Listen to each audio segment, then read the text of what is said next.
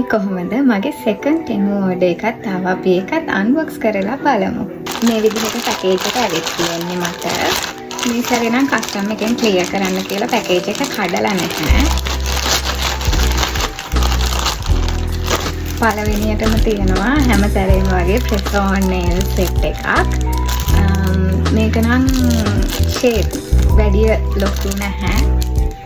nail එකේ ගානටම වගේ තියෙනවා. ඊට තියෙනවා back cover එකක්. හිතුව එක නෙවෙයි ඇවිත් තියෙන්නේ මම හිතන විදිහට.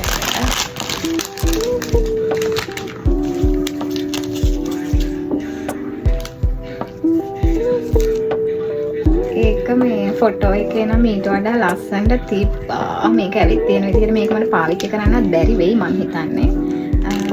මේ විදිහට තියෙනවා back cover එක.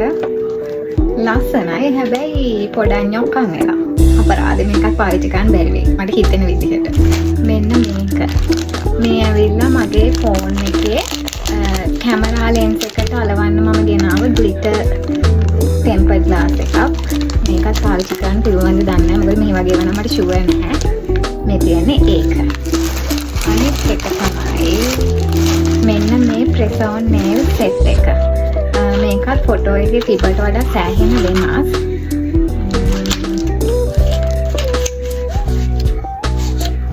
මේ විදිහට තියෙන්නේ. මෙන්න මේක. මේ ඇවිල්ලා අර මේ කොණ්ඩේ කර්ල් කරන රෝලර්ස් හරක්.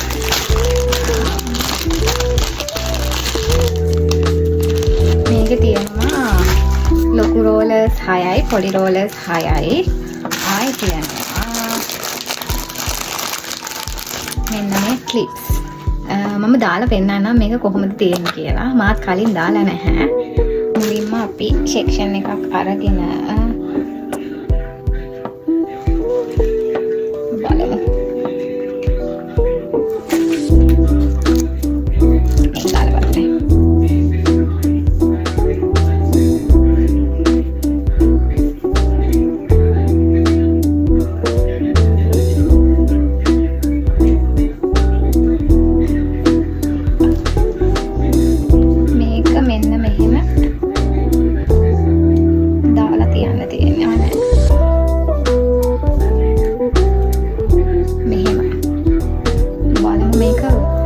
කරයිද කියලා නම් මම දන්නේ නැහැ. මම හිතන විදිහට මේක මෙහෙම තමයි දාන්න තියෙනවා ඇත්තේ.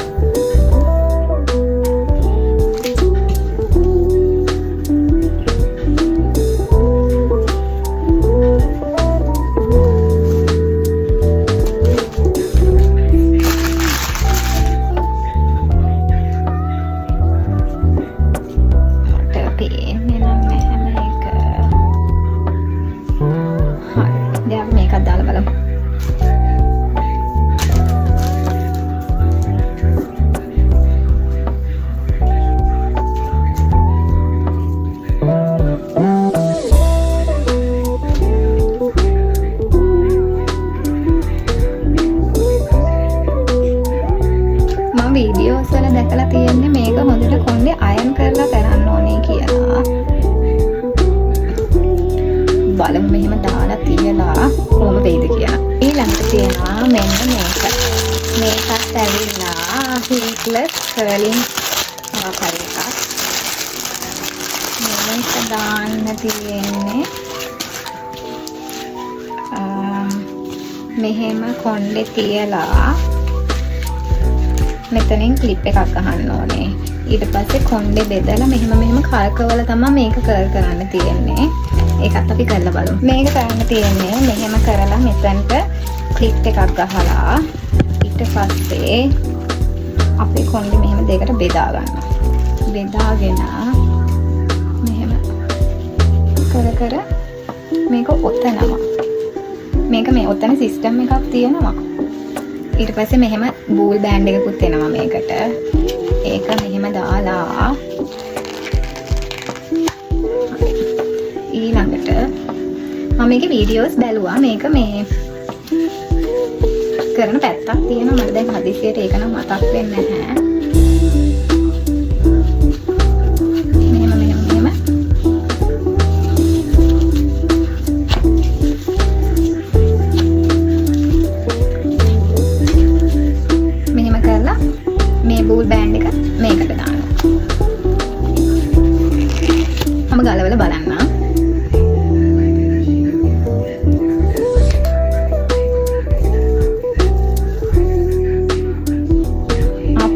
තියෙනවා කර්ලින් එකක්.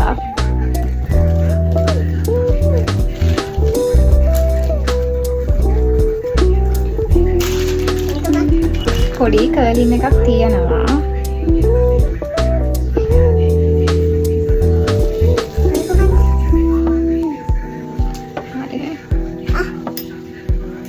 මේකත් අපි ගලවලා බලමු. මේක නම් ඉතින් දැන් දැම්ම විතරයි නේ, හැම පේන එකක් නැහැ. මේ පේනවද? මේ පොඩි කර්ලින් ගතියක් තියෙනවා. ඒක අර හරියට ඕවර්නයිට් කරන්න ඕනේ. ඊළඟට අන්තිමට තියෙන්නේ මෙන්න මේක. ගිය සැරේ මතකද දන්නේ මම තෙමු ඕඩර් එකක් දාලා ගෙනාවා. චාර්ජර් ප්‍රොටෙක්ට් එකක්. ඒක මැච් වුනේ නැහැ මගේ චාර්ජර් එකට. පස්සේ මම මේ සැරේ වෙන එකක් දැම්මා. අපි ඒකවත් බලමු මැච් වෙනවද කියලා.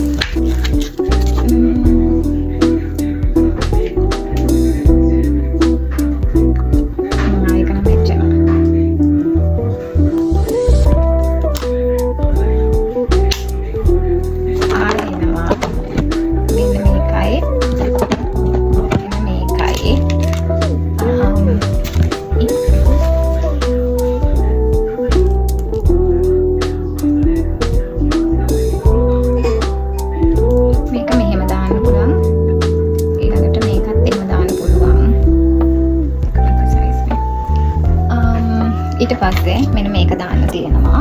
මගේ ගිය සැරේ වැරදිච්ච කේබල් එකේ කවර් එක මම රිසිට් කරේ නැහැ. ඒකටත් මම අපරාධෙ රිසිට් කරන එක මම ඒකට මගේ අර එයාපොඩ් එකේ චාර්ජර් එක මෙහෙම දාගත්තා.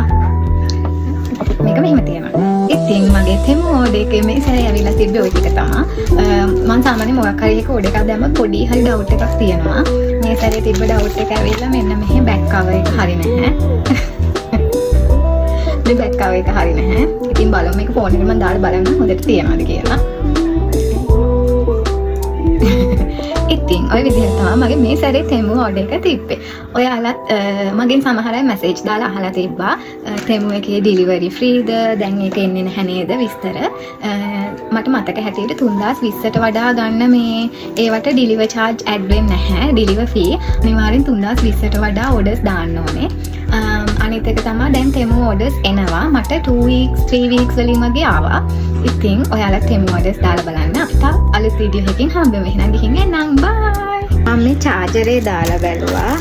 ඒක මේක මේ විදිහට තියෙන්නේ. ඉන්න මම මේක ගහලා පෙන්නන්නම්. මේ විදිහට චාර්ජර් එක තියෙන්නේ. ඒක හරිම කියුට්. මේක මේ විදිහට තියෙනවා. ඒක දාන්න අපිට තියෙනවා පොඩි මෙහෙම එකක්. ඉතින් මම මේ හීට්ලස් කර්ල් කරන එක දාගෙන ඉන්නේ පිළිවෙලට නම් නෙවෙයි කොයි විදිහටද තියෙන්නේ කියලා බලන්න.